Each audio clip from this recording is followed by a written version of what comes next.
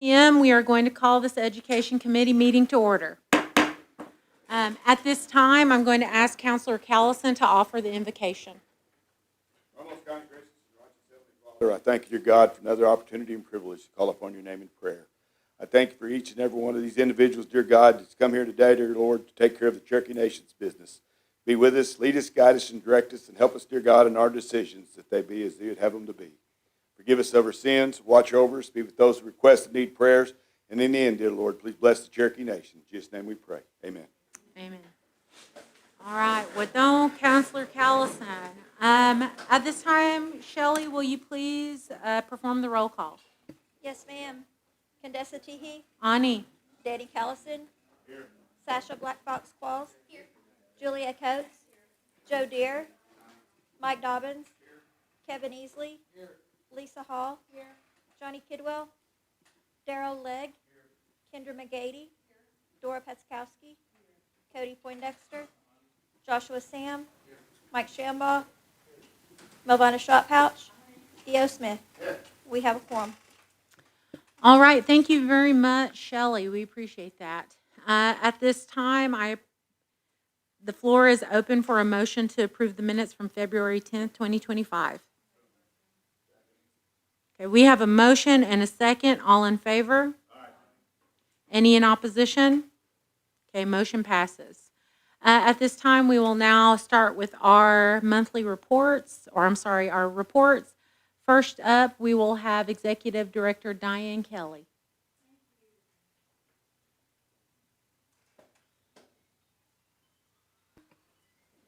Uh-oh.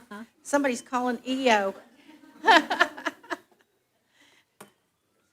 I think you have your report in front of you that we submitted, and I'm not going to go through it with you. I mean, there's a lot of good data in here from all of our departments.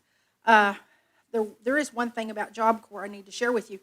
Department of Labor has a big budget. About 2/3 of that budget is Job Corps. Wow. Which means that it is one of the largest programs within the Department of Labor. They have 122 Job Corps centers all inside the United States and Puerto Rico. They actually have started calling things back. We had a contract with a dentist that they said that they wanted us to do away with. So a lot of the centers are having to do away with their contracts for the dental piece so that we just take students as we need it.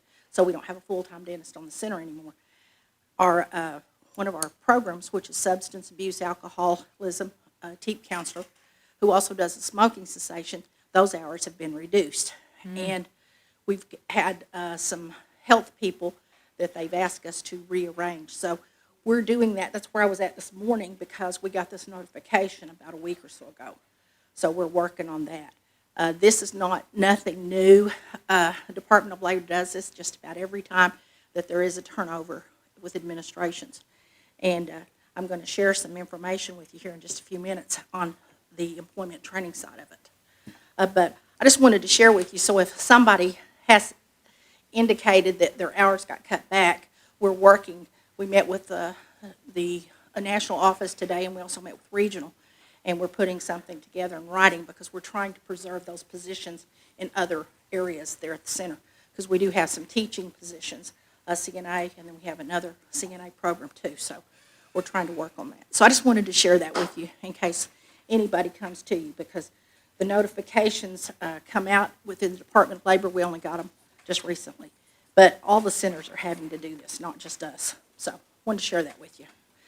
I know that some of you all I got an email from one of y'all. Are y'all familiar with WPA? Mm-hmm. Okay. When you look at some of these old high schools, there's a emblem that says built by WPA. I wasn't around then, but I do know about it because my uncle worked in it. But there was a forerunner to WPA called the Comprehensive Employment Training Act. Now, I do know about that.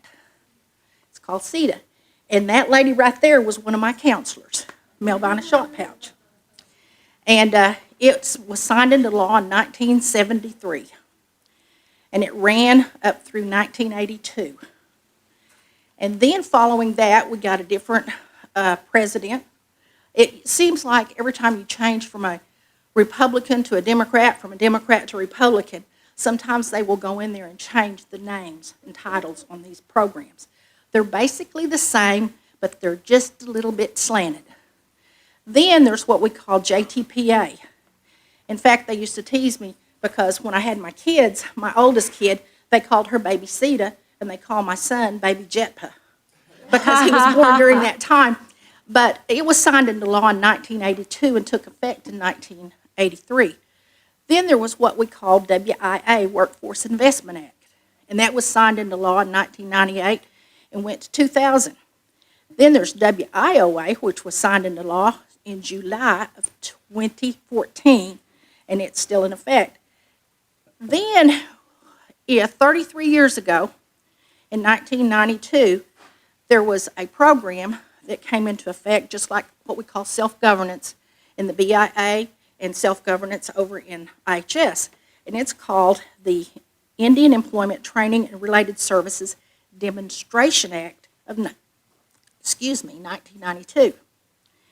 And the reason I'm sharing that with you is because I think some of you all, if you're new on the council, some of you all had the opinion that we just sign people up, no income. I'm sorry, but there is income eligibility requirements. Federal programs that came out during that time period that was carried over, there is income eligibility. Now, back about 18 years ago, the Cherokee Nation, through the Tribal Council, let us have what we call tribal funds.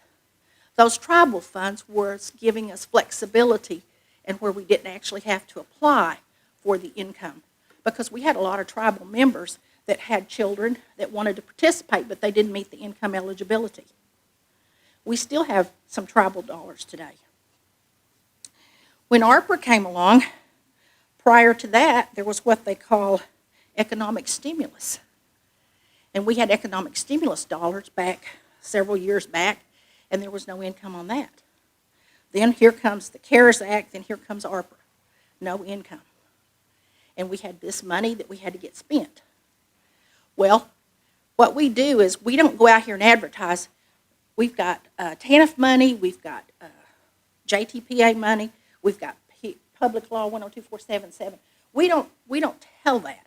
We just say that we have a summer employment program. It's called Career Pathways. What we do is we take applications. Say, for instance, I take an application on you, EO. I ask you if you have some income that you can share with us. If you can share that, that's good. I put your application over here in this file. Daryl, when you make an application, you say, well, I know I'm going to be over income, but I still want to get in that program. So we take your application and we put you over here. So what we do is we look to see how much money we have in these 4 categories. 2 of them are tribal and the ARPA. Then you got the 2 with TANF and the WIOA, Public Law 102477.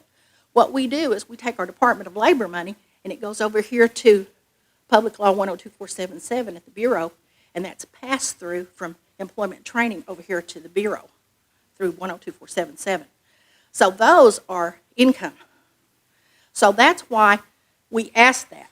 And when somebody saw some of the flyers that we were working on, they got all alarmed and they said, oh, people aren't going to like that. I beg to differ with you. I've been here for 47 years, going on 48 years, and we have always looked at income. Daryl worked for me. He knows that. So does Melvina. But I wanted to share with you, because if you're new on the council, you've only been on here for 2 years or maybe 4 years. It's been going on since 1973. And I believe Dora's mother even knew about that. So I'm old, and I can share that with you. It's a little bit of history. But what we do is we try to serve the neediest of the neediest. And if we have too many that come in and they are on the federal program because of the income, and we've got so many kids that we want to serve, we're going to dip into those kids that really need this service. Now, we will serve some over income. The leadership program, we don't have an income. We look at their grade point. We look at if they're in college, because we want these kids, they're going to school, to come back and work for us. So we look at that for the leadership. And then they're interviewed by a committee that's been working with us for a while. And they select about 14 to 18 kids for that program. So what I'm trying to share with you is that we have never put it out there in public that, oh, we're putting you on TANF, we're putting you on this program. It's an employment and training summer program, and we decide which program you're going to fit into so you can participate on that program. So I wanted to share that with you. We did go back and look at those flyers and talk to the chief about it, and we did go back and say either or. So we're also looking at our offices right now. I don't know if you know this or not, but George Roach is not going to be in the program for probably the next 2 to 3 months. He's got some health issues, and he's going to be out. Michelle Aris, who is one of our employment training managers, and Jackie England, they are the two that will be approving the applications for the summer youth program. And we will get some information out to you with the flyer on who you can contact so that you can work through them, because they're the ones that's going to be working with all the counselors. They report up to Brenda Fitzgerald, who's over the employment program, the jobs program, and then Brenda in turn reports up to me. So I'm sharing this with you so that if you have a question, just please get in touch with us, and don't send anything out on Facebook that I can't go back and change. Please let us know if you're doing something like that, because we try to get the stuff done, but sometimes we're not ready to send it out, and we haven't even went out to the schools yet. And George was reluctant to go out because he knew he was not going to be able to fulfill his responsibility. So that means that Michelle and Jackie and Natasha Christie, who was working under George, is also going to be working with them. She'll be working with the leadership group. So since I gave you this history, are there any questions? Yes, we really appreciate such an incredibly thorough and very detailed history of the programs. Does anyone have any questions for Executive Director Kelly? Councilor Legg. Sorry, Julie. I don't really have a question. In a way I do is like with ARPA, I know we had so many people on summer youth and the work. What are our projected numbers for just summer youth going to be? For ARPA? No. Oh, slots. Okay. Yeah, how many slots do you think that we'll have? Because it's going to go down quite considerably. We anticipate, last year we had between 900 and 1,000. Yeah, And we anticipate this year somewhere around 900. okay. Okay. We're only going to have about 100 ARPA. That's the only one I remember because it's a lower number. Right. When does the ARPA funding end? I thought it was gone in Well, December. it's pretty much gone. It will be gone after summer Like, youth. do we get extensions or something? Or maybe No, not? what we did is we did some internal agreements for it to Okay. go up through there Okay. with what money we had left in the allocation. Gotcha. Yeah, treasurer was real easy to Okay. work with on trying to get Well, that that's so that good. we could spend it. That's good. Okay, thank you, Diane. All right. Councilor Coates? Yeah, I don't have a question either, but I also just wanted to thank you for all of that, because for the very, very good and detailed history of everything. I know that there are ideas out there, and I don't think it's restricted to my particular constituency, that every Indian just gets everything for free, paid for. And with my folks, I'm constantly pointing out, even within the reservation boundaries, there are income restrictions on almost everything, Healthcare is maybe the exception to that to some extent, or to a great extent, but everything has these income restrictions on them, But so I appreciate you bringing this up, because a lot of people don't know that and really do need to know that. And I always encourage them to be proudly self-sufficient to the extent that they can Right. be, because that too is a Cherokee value. And one of the things that we did a long time ago before ARPA is that we tried to get our kids to look at doing a community service project in the summer with wherever they were stationed.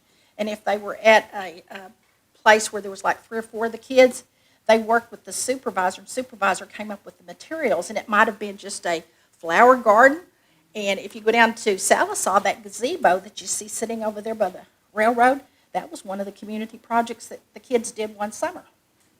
And then they worked on a ballpark up at Delaware County. So they've done some really good things throughout the time that the program has been in existence. And we have one of the largest programs, but we also couldn't do what we do without the tribal dollars. We couldn't do it with even the ARPA. ARPA really helped us a lot. And then now we have looked at our TANF program and we've pulled it in. So we're trying to be very creative. And one of the things that Chief always tells us, no matter if I'm working with Jennifer Kirby, working with Todd in housing, or working with my good friend Mark Vance, we try to do seamless. We always say Cherokee Nation. We don't say career services. We don't say education. We say Cherokee Nation. Because when they hear the word Cherokee Nation, they are not going to remember career services. They're not going to remember education, but they're going to remember the project we did. So we really try to make sure that it's a seamless effort if there's 2 or 3 of us. And are there any other questions of me? Because I want Mark to come up here. We're going to tell you something we did this week. Yes, absolutely. If anyone else has any questions. Counselor Legg? So is our summer youth wage $9 an hour now? $11. So $11 an hour will also reduce the amount of slots that we have available, because whenever I worked there, it was $7.25 an hour. I think it went to $9. And what happens is the more you pay, the fewer slots that you're going to have to put folks on. You know, and I don't know if that's something that we might want to ever revisit again, you know, after we get everything done. But I know that the council appropriates funds for tribal dollars that can help those that are a little bit over income. And I think Julia was on council back then. There's career tech funds that's under the umbrella for vocational training. Then we have tribal summer youth funds also that's not under 477, I don't think, but it's our money that we give to help those that might be a little bit over income, that, you know, they get to kind of disseminate who like maybe they're making $40,000 a year, and then you get some that apply that make $200,000 a year. Well, the family that's making 40 will get on, and the ones that are making 200,000, I mean, if there's enough left after all that's said and done, but you try to go from the lowest to the highest in order to meet the need, the financial need of the family. Yeah. And we also know that, for instance, if Josh and Daryl and EO get on the program, we know that EO's going to take off to go band week, or you're going to go play basketball or wrestle. And sometimes you don't put in your full 6 weeks. We used to do 8 weeks, and we found out that a lot of the kids take off to go to church camp, they go to football, basketball, and then what happens, we could have put another kid on that doesn't do any of that, and we could have served them. So then it knocks us in the head at the end of the summer. We end up having a few slots that we could have helped out other kids. So what we did is we just decreased the number, so that way the kids could have a little bit of summer. Because if we did the full 8 weeks, that means the whole month of June, the whole month of July, and guess what? Most of these schools go back the first week in August or second week in August. That's right. So anyway, I just wanted to share that with you because I know that we got some concerns from certain people, but that's the way it's always been. And if we didn't have the tribal dollars and we didn't even have this ARPA, we couldn't have done the over-income kids. But I wanted to share that with you. If you're through with me, I'm going to have Mark come up here because he's next, but I want to tell you Well, something. He did. as I'm running the meeting, so yeah, absolutely. If there are any other questions for Executive Director Kelly. Okay, seeing no other questions, you are released. Thank you. Thank you. Okay, and next up, we are going to have with the Executive Director of Education, Mr. Mark Vance. What I wanted to share with you is that Mark and I did something this week. The chief signed a affirmative action in place back in the fall. I think it was September of '23. And it affected education, higher ed, it affected vocational, and it was to allow our graduates to have their foot in the door for any jobs that come open. So our report had to go in, and one of the things we found out, and I guess I didn't know it either, but C&B has about 4 HR departments. Plus you got the Housing Authority HR. Then the Health Department has pulled out. They've got their own. So what we did is we decided to meet with all the HRs so that they would know, because Samantha is doing a really good job with Mark and I on our graduates, but we needed to reach out to them so that we could extend some of our graduates that are coming out for other jobs that are open. And I know Councilwoman Coates was talking about the at-large. Well, C&B has businesses that are at-large, so that when registration and some of the programs go out to these at-large meetings, we're going to be able to pull information where there's various jobs that may be open in these at-large areas. So we felt like that we did a pretty good That's thing right. Friday, We and learned it a was a lot. good meeting. And then Wednesday, we had a construction fair. And my good friend Melissa Payne was there, and she said that she was having to work on her report. I said, what you need to do is be going and seeing these HR people. She said, but when do they ever get together? And I said, well, we're meeting Friday. She said, do you think I could come and talk to them? I got a good PowerPoint. And I said, you'd have to do it over lunch. So she came and did that while we were eating. Really good PowerPoint on the Freedmen. And it was eye-opening for some of the people that were there. And we're going to get back together in about 6 months so that we have something that we can report to administration on, where we have really pulled together and got some of these people jobs, and where we're working to identify those freedmen that have gotten jobs. So we felt it was a good meeting. It was just a roundtable discussion amongst all of us that work together on job fairs and recruitment. But sometimes you have to do that in order to pull information and data together. That's right. Okay? Thank you, Madam Thank you, Chair. Diane. Thank you, Sam. Good afternoon, council. Afternoon. Few highlights that we have coming up. College resources, we had a college fair February 27th in Tulsa. Great turnout. Hope some of you guys made it. Trying to get the word out. Our next college fair will be March 27th at Roland Casino at 10 o'clock. Scholarship deadline is June 16th. Make sure everyone knows that. We're starting a new project also. We're going to partner with CCO and Career Services. We're going to go out to the community to show them how, Diane's crew is going to show them how to do resume building and interview skills. We're going to show them how to fill out an application, college resource application. Now, we limited these numbers in these communities, so our first one's going to be at Hobart, March 11th from 5 p.m. to 7 p.m. And Carolyn Allen's emailing you right now all these dates I'm getting ready to tell you. Right. So you have to write them down. Hobart, CCO, March 11th, 5 p.m. to 7 p.m. We'll be there in Nowata, March 25th, 3 p.m. to 5 p.m. Kansas, April 2nd, 3 p.m. to 5 p.m. And Marble City, April 15th, 5 p.m. to 7 p.m. And we will be rescheduling out throughout the reservation. So this is just a start to see how we can get going with this, okay? And again, we're limited to numbers, just the surrounding schools. For Hobart example, be OK, Wagner, all the schools that just are close to them. Then we'll go to another site and another site. And eventually we'll hit all the sites we can to help all the students to learn how to interview and build a resume and also fill out our application properly, because it's not that easy, and we get questions on it, but we don't want them to miss the deadline. That's the most important thing. So that's what we're working on. Culture resources, we have Language Bowl this week at Delaney. Today was K through 2nd. Tomorrow's grades 3 through 5th. Wednesday 6th through 8th. And 9th through 12th at Delaney. And Wednesday's barbecue if you guys want to go out there and eat lunch. All So right. you guys come out there and eat and enjoy the kids. It's really a neat event. Oak John Conference will be held March 26th and 27th at Durant. Public School Appreciation Day, Dr. Dobbins asked about that last time. March 25th at the Hard Rock at 11 o'clock. Multi-purpose room. The best place to park is at the Track 5 entrance. Because if you're not parking on the other side, you're going to walk all the way through it. Remember last year? So Track 5 entrance is where you want to park. EO, save some steps. Okay? That's my report. All right, well, we appreciate you joining us, and we really appreciate you sending those dates through our legislative staff with Ms. Gail Miller, so that way she can distribute those and get those on our calendars. Very, very appreciative of that. Does anyone have any questions for Mr. Vance? Okay, Counselor Qualls. Thank you, Chair. The graduation stalls, the applications for those, is that on the Gadugi portal? Yes. Okay, thank you.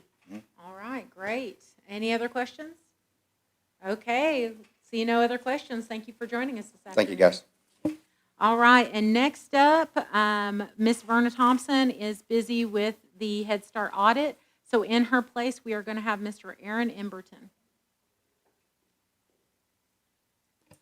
Good afternoon, Council, and thank you. Ms. Verna sends her apologies, but As Dr. Teehee said, she is in the middle of an audit, and then she is taking care of her auditors that are there. But she did want to actually make mention of and thank the Tribal Council for being such a great stakeholder for early childhood education. And so she wanted to make sure that I mentioned that, and that she, sorry she had to miss, but she's taking care of those folks up there today. So we're very thankful she is in the role she's in, because she does a great job, and we appreciate Ms. Verna a lot. Just real quick, she sent me a couple of quick notes. The ECU did receive a new 14-passenger bus, so that's been long awaited, so they're very happy about that. She said it arrived with 300 miles, so she's she's excited about the low miles, apparently, and that the Head Start children will enjoy it on field trips. So we're happy to have that for them. And then one last note, too. She just wanted to make sure that she recognized Human Resources and the help that she's been given from Human Resources. They were able to hire 6 this past month. Still have some openings. So again, if you have any constituents looking in the early childhood education realm, please send them our way. Still looking to hire some more positions, but it's good to get some of those positions filled that have been open for a while, but we're moving along on that front. So with that being said, I know you have her report, but if there's any questions I can take back to her, I'd be happy to, or I'm sure you can reach out to her as well. All right, Counselor Deere. Mayor, and how are you? Good morning. I heard a rumor you got accepted in the tournament champions BOK, the women's basketball Oh, for now next that might winter. be a question Next for report. Mr. Eustace. Well, I'm just I'm not saying it's sure. at the high school, since that was pretty cool, so either one can mention that. I've not heard about that yet, so I might learn something too. I Yeah, apologize. you never know. But I'll let Mr. Eustace talk about the weekend's great things that have happened at Sequoia. So Absolutely. All right. Do we have any other questions for Mr. Emberton? Okay, no All right. other questions. Thank you for joining Chair. us. Thank you, Council. All right, and next up with Sequoia High School, we are going to have Superintendent Terry Eustace. Thank you, Madam Chair. Yes, we did get accepted into the Tournament of Champions for next year, so to answer that, girls only. But the boys are going to go to Catoosa and play in the Port City Classic. And then we're going to put a JV girls team in with that as well, so that they can match up. So I answered one question right off the bat. It's been a very busy time at Sequoia, and it's a good day to be a Sequoia Indian. Our girls That's make right. the state. I'm sure you guys heard that with the win on beat Roland.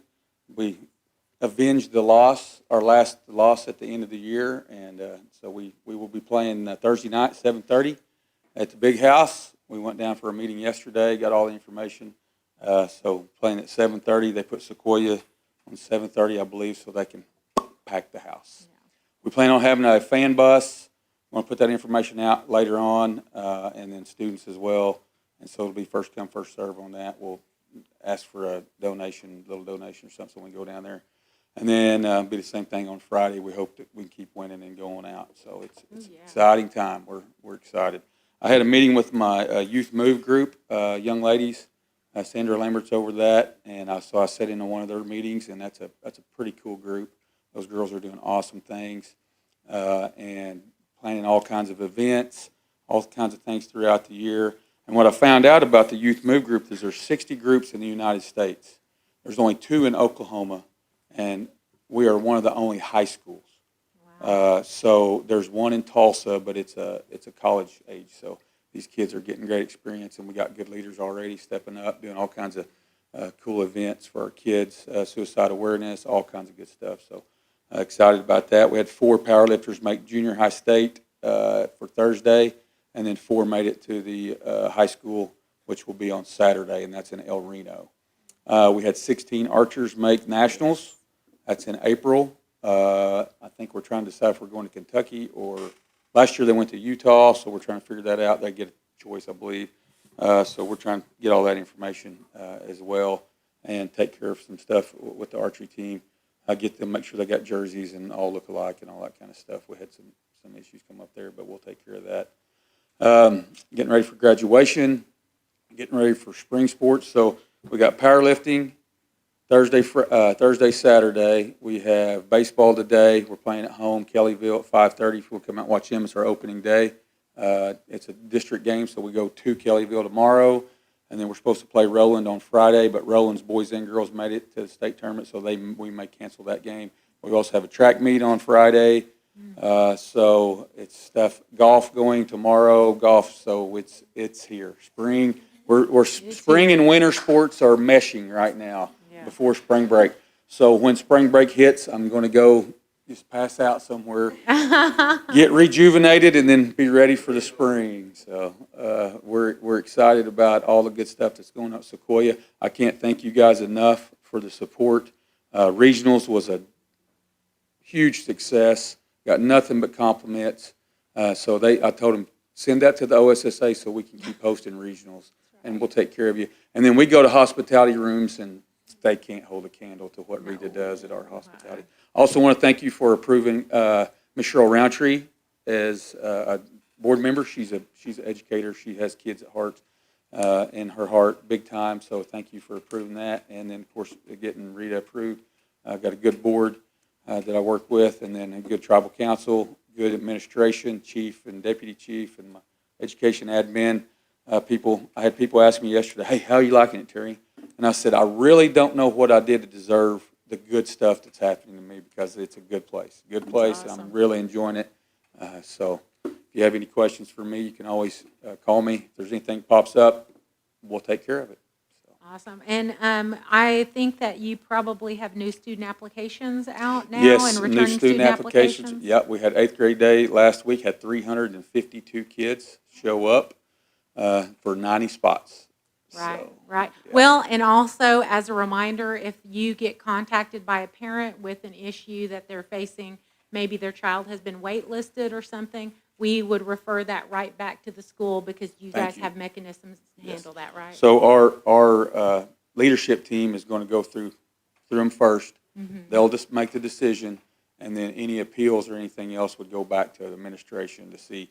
What we plan on doing is we want to tell them yes or no, and then we'll have a very short wait list. Right. So that and then off that wait list, we want to tell them by June 15th is kind of the date we're looking at, so that they know if they need to go to another school or not. Because in the past, I think they've waited, and then they'll call. It gets almost to August. Hey, we were on a wait list. No, we want them to know where they need to go, Right. and then so that's kind of the way we're going to go about it this year. But yeah, just send those to me. Any questions, any parents and stuff, because we've got a rubric broke down in this. But can you Right. imagine? We'll probably have 200 applicants. Right. Well, and the leadership committee sees the entirety of the applications, the application packet. There's information that, due to the Family Educational Right to Privacy Act, that we are not privy to. Correct. So we need to make sure we're maintaining students' privacy, the applicants' privacy, and that we are deferring to the expertise of the educational staff there at Sequoia. Yeah, we appreciate that very much. Yeah. That makes it a lot easier. All right. for Does us. anybody have any questions for Mr. Eustace? Okay, no questions. We appreciate Thank you, guys. And for the fan bus sign up, will that take place? Will they need to contact the school for fan bus sign up? Yeah, we're going to we may put something out on the website. I need to get with comms and talk to these guys and figure out how Okay. we want to sign that up. But, probably 30 or 35, so we're not piled on that fan bus. And then the send-off, we're looking at doing a send-off. We've talked, we still don't know, but we're going to get that information out too. Great. On Wednesday, because we're going down Wednesday night. Great, So great, we'll do great. some kind of send-off Wednesday at some time. We just didn't know exactly. Waiting on the chief, deputy, if they can make anything or anything like that. I think they're pretty busy that day, so we're trying to come up with a plan. Okay, we appreciate you, Mr. Eustace. Yeah, Thank you Thank you, again. guys. Okay, so we have no old business pending. We have no new business pending. Are there any education-related announcements? Okay, I do have one education-related announcement. The Cherokee Nation Foundation is hosting a virtual workshop to help Native students prepare for the National ACT exam. It is a free workshop, and it is slated for March 29th from 12:30 to 3 p.m.